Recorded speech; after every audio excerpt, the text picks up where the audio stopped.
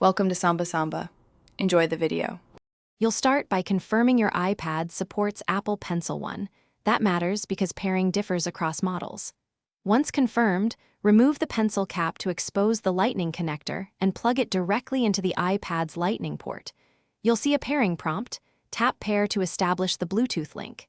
Make sure Bluetooth is on and nearby devices are off to avoid interference. Once paired, the pencil is immediately ready for basic drawing and navigation. Try a quick stroke to verify. Now you'll refine control. Open Notes or your preferred drawing app to test palm rejection. Rest your hand and draw to confirm the iPad ignores it. Next, practice pressure and tilt. Press lightly for thin lines and harder for thicker strokes. Tilt for shading. If the tip feels loose or uneven, make sure the pencil is secure and replace the tip by unscrewing the old one and screwing on a new tip. Once done, double-check responsiveness across multiple apps to ensure consistent performance. Finish by keeping the pencil charged and protected.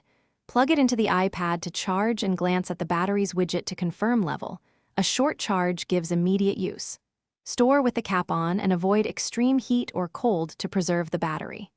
If the pencil stops responding, restart the iPad first, then unpair and repair via Bluetooth settings. If issues persist, try a fresh tip or test with another app. These steps resolve most connection or sensitivity problems. Thanks for watching. Consider subscribing if we helped you.